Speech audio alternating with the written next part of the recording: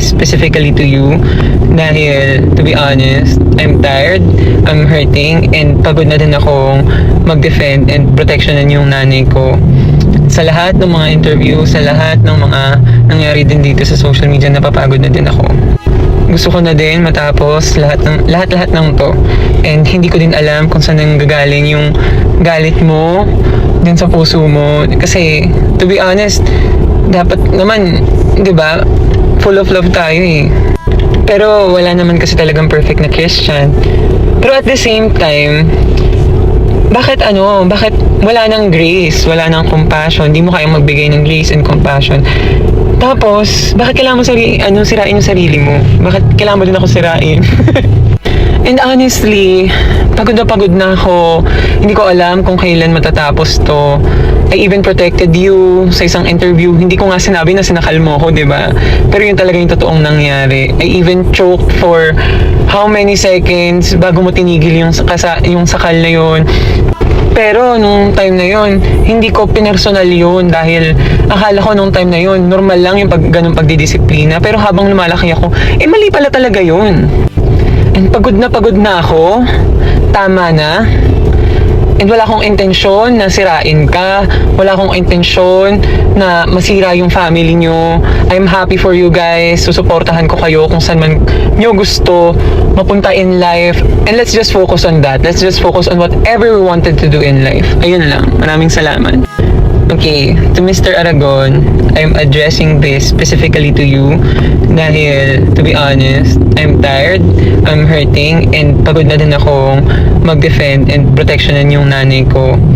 Sa lahat ng mga interview, sa lahat ng mga nangyari din dito sa social media, napapagod na din ako.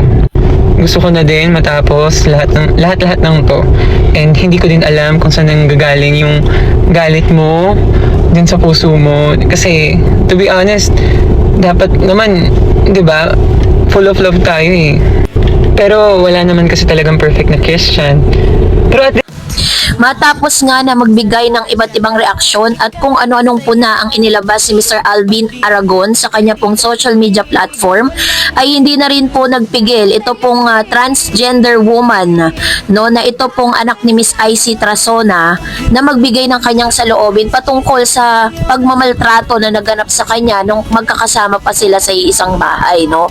Noong February 20, 2026, naglabas si Sofia Trazona ng isang masinsinang mensahe sa social media kung saan ibinahagi niya ang isang masakit na alaala ng kanyang pagkabata. Ang isang insidente kung saan ang kanyang stepfather na si Alvin Aragon ay di umano'y nag-apply ng pisikal na puwersa sa kanya.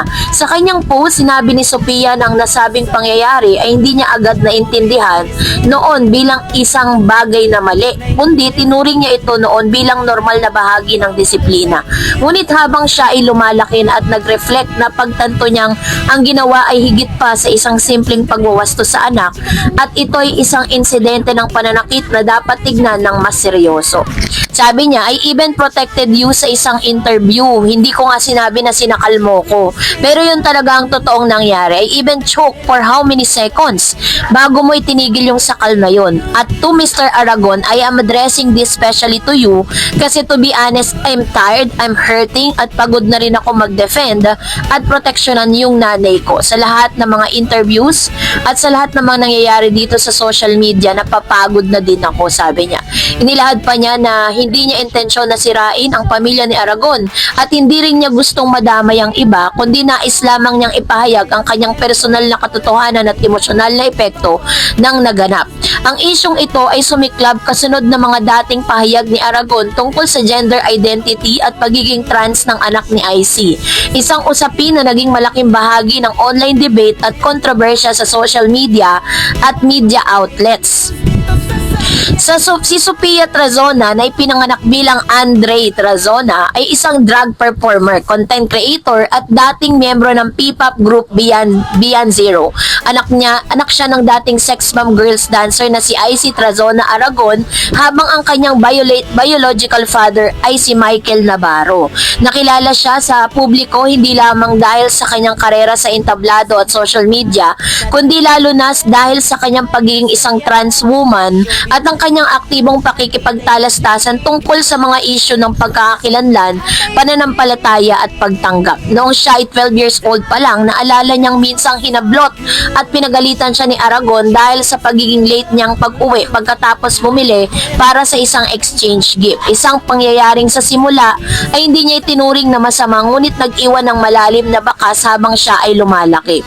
Naniniwala si Sofia na ang kontrobersya hindi lamang tungkol sa isang simpleng argumento dahil sa patuloy na mga pahayag ni Aragon tungkol sa kanyang relihiyosong pananaw at ang kanyang paninindigan laban sa LGBTQ+ identity ay humantong ito sa mas malalim na hidwaan at tensyon sa loob ng pamilya. Siya ay nagdesisyon na mamuhay ng malaya kasama ang kanyang biological father at magpursige sa kanyang buhay batay sa sarili niyang paniniwala. Hindi man nila lagi nakikita ang isa't isa, sinasabi niya na nananatili pa rin ang komunikasyon sa pagitan nila ng kanyang ina sa pamamagitan ng mga mensahe.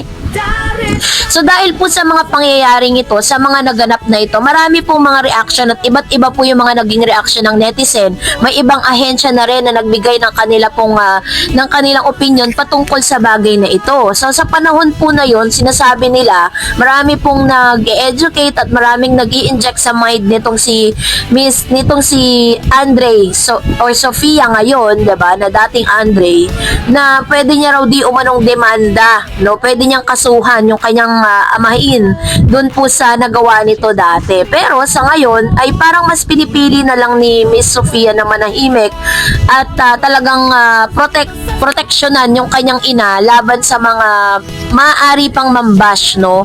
Lalo-lalo na sa mga ginagawa ng kanyang stepfather. So dahil po dito, ang pagsasalita kasi ng biktima, pagiging bukas si Sofia tungkol sa kanyang karanasan, ay hindi lamang simpleng paglalahad ng nakaraan, kundi isang matapang na hakbang para sa kanya at sa marami pang iba. Sa maraming kultura, lalo na sa Pilipinas, ang isyu ng pananakit sa tahanan ay madalas na itinuturing na pribado at hindi na dapat pag-usapan sa publiko.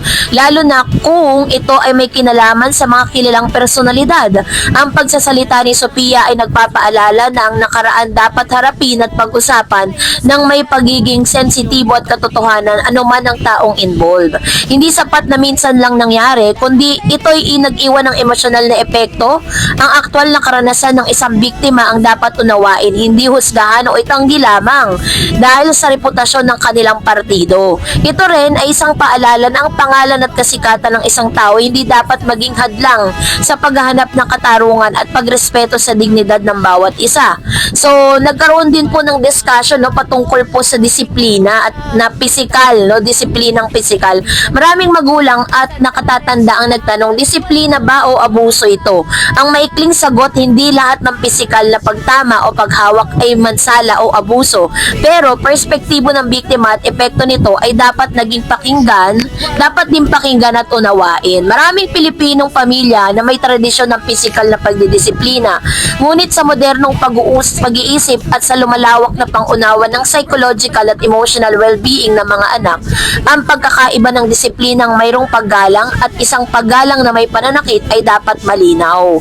Ang isang matinding paghawak o pagbigkas ng isang bata o pag-igkas ng isang bata ay maaaring magresulta ng trauma at pangmatagalang epekto lamang, hindi lamang sa pisikal kundi lalo na sa emosyonal.